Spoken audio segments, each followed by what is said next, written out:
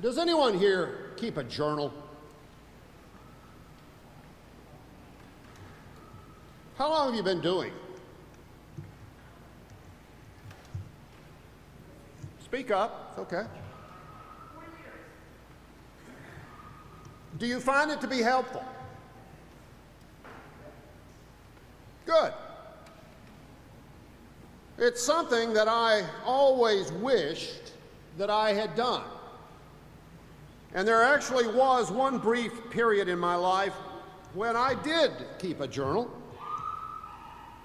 I had gone to Australia as part of an exchange team sponsored by a local Rotary Club in the town where I was living at the time, and we spent 6 weeks in New South Wales, in and around the city of Sydney. It was a spectacular experience, one of the best things I've ever done in my life. And one of the requirements that we had was to keep a journal, which I did, writing about my experiences every day during that period of 6 weeks. And I found it so helpful that I was bound and determined to keep it up when I returned home, which of course I did not do, not even the very first day, going back to my usual daily routine. So much for my journal. But whether we actually write down our reflections each day in a journal or not, there is one sense in which we all do keep a journal. Although we don't really call it a journal, we call it our memory.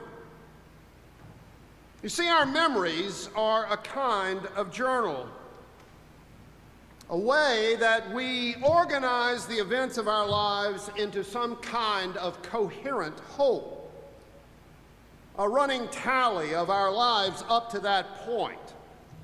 All of them fit into some overarching narrative with some overall sense of purpose and direction. Think for just a moment about what you did yesterday. Now, of course, you did all kinds of things yesterday, many of which, probably most of which, you have already forgotten.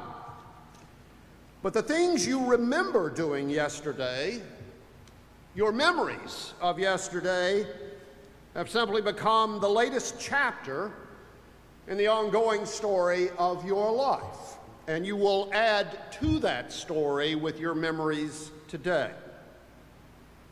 And that's important,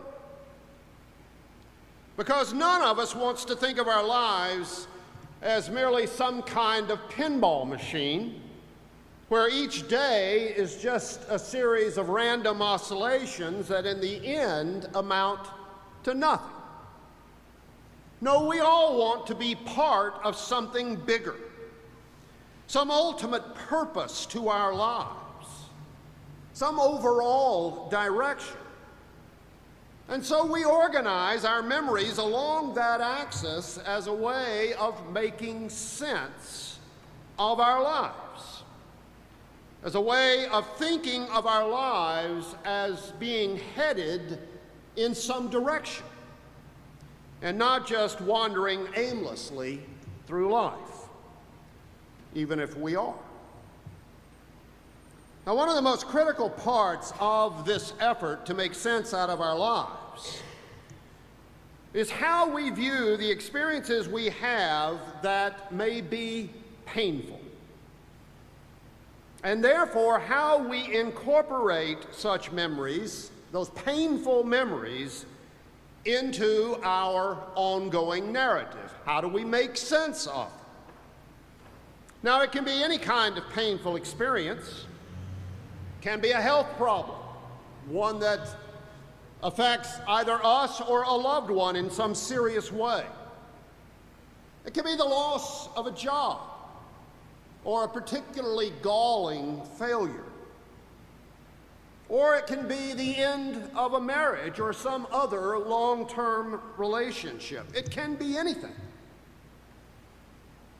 And how we then make sense of those experiences how we, in a sense, explain them in the course or context of our lives makes an enormous difference in our lives in terms of whether we ever get over those experiences and move on with life or not. And I'm sure you've all seen what happens when someone never gets over something painful that has happened to them. When they just get stuck there and can never move on and just replay those events over and over again. Now, the key at such times is whether we can view our experience, no matter how painful it may be at the time, as nonetheless contributing to our moving ahead towards some ultimate goal. For example, by teaching us some important lesson, even if that is only the importance in life of endurance. But if we can do that, if we can transform that painful experience into something positive, that can not only help us get over that experience and move on, but it also can train us, teach us how to do so in the future as well. The fact is, we can all learn far more from our failures than we ever do from our successes. Successes too often just go to our heads and make us think that we already know everything. We've already mastered everything. We know it all. It's our failures that teach us that, in fact, we don't know everything and that sometimes we need to try something else. But sadly, all too many of us don't learn from our failures. And as a result, we don't ever get over the painful experiences that are inevitably a part of our lives. Sometimes, if we've got our mind set on a particular goal and something happens to keep us from reaching that goal, forcing us instead to go in a different direction, and if for whatever reason we cannot accept that, if we simply refuse to accept that, then we're likely to respond in a very unhealthy way. To respond out of a deep sense of bitterness and anger, a sense which will be directed at other people, blaming them for our problems, or sometimes even worse, will be directed at ourselves, loading us up with guilt that we can never get over. And so we go through life thinking we could have been a contender, but someone else made us feel like a bum. To borrow the famous line from the movie On the Waterfront. The important thing to keep in mind in all of this is that whether you see a particular experience as a positive, which though painful can help you on towards some higher goal, or see that experience as a negative which keeps you from the goal you're set on, really has less to do with the experience itself than it does with you. With whether you choose to look upon the positive or instead to dwell on the negative. Now, obviously, it's easier to look on the positive at some times rather than others. Sometimes, whatever positives that may accrue to a situation may ultimately benefit someone else and not you yourself. Sometimes you may have no idea what positive can possibly come from a particular situation. You can't even imagine what that might be. But the fact is, if you are determined, you can believe that something positive can come out of almost any situation. And that determination to find the positive, no matter what, that determination is faith. We have two classic examples of doing what I'm talking about today in our scripture lessons, of finding the positive in even painful experiences. In fact, there may be no better example of that than our Old Testament lesson today and for the past several weeks and for weeks more, which is the story of the Israelites wandering in the wilderness. Now, that episode was, by any objective standards, a complete disaster. A journey that should not have taken any more than a couple of weeks at most ended up taking some 40-plus years and costing the lives of every single person who had escaped their oppression in Egypt. Not a single one of which ever made it to the Promised Land. Not one. It was quite literally true, just as they accused Moses, that he had led them out into the wilderness to die. And die they did. They faced all kinds of problems there, even at one point having to deal with poisonous snakes. And they managed to survive as long as they did only by eating this flaky stuff that came every day called manna, which they gathered off the ground. Nothing to write home about. They were very often at the mercy of the other peoples through whose territory they had to pass. Almost nothing ever went right for them.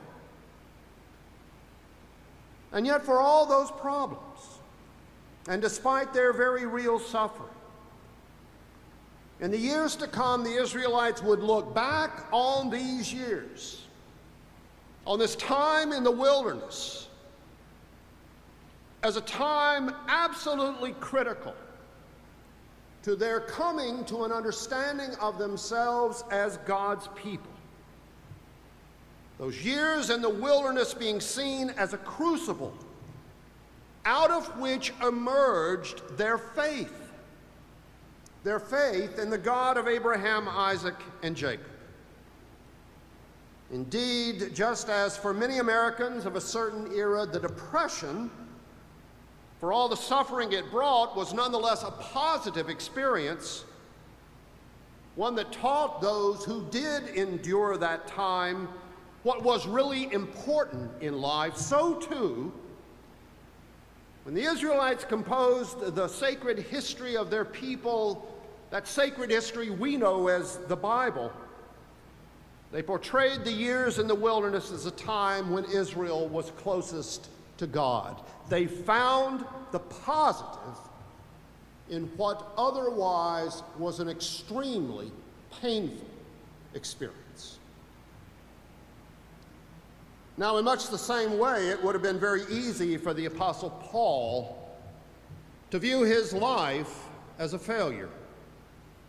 Now, certainly he accomplished a great deal along the way, successfully establishing the gospel in many new places, leading the early church to embrace the Gentile world, both of which would be key to the church's long-term success, but both of which were also bitterly opposed at the time by many in the immediate circle of Jesus' disciples. Over the years, Paul suffered repeatedly from beatings and imprisonment at the hands of the authorities, both Jewish and Roman, and in the end he was put to death by Rome. Even his fellow Christians were of two minds about Paul. Several of the original apostles seem never to have really accepted him, unable to forgive him for his early years as a persecutor of the church, and later on for his turn and embrace of the Gentile world. While several even of the churches that he had founded personally ended up on the outs with Paul, resentful of his thinking that he had a right to meddle in their internal affairs. And even some of his closest followers fell out with Paul along the way for reasons that are never clear. And in the end, this greatest of all apostles died pretty much all by himself. And it would have been very easy for Paul, sitting there in his cell, awaiting execution, seemingly abandoned by all of his friends. It would have been the easiest thing in the world for him to have felt sorry for himself, to have been more than a little bitter over his treatment at the hands of his fellow apostles, and to have been resentful for the ingratitude of churches that he had founded at no small cost to himself personally. In short, it would have been the easiest thing in the world for Paul to have been bitter at the way things had turned out. But he wasn't. He wasn't bitter at all. Because in everything that happened, Paul saw the hand of God, guiding events towards some ultimate resolution that would be in the best interest of everyone. As he had said in his letter to the Romans some years before, all things work together for good for those who love God. All things, even the painful ones. Now, of course, that's easy to believe when everything is going well for us, when everything we do seems to succeed. It's much harder to believe when things are not going so well, when our efforts, for whatever reason, seem to have failed, when nothing we try appears to be working, when we simply see no way forward. And at such times, it's very hard then to see what good can come out of what sure looks to us like failure. Which is, again, why we call it faith. Because faith is the conviction that no matter what may happen along the way, no matter how long or tortured the journey, no matter how many reversals we may suffer, no matter whether we ever see the light at the end of the tunnel or not, that still the journey is leading on to the promised land. That is faith. In the name of the Father, and of the Son, and of the Holy Spirit, to whom be all glory and honor, now and forever.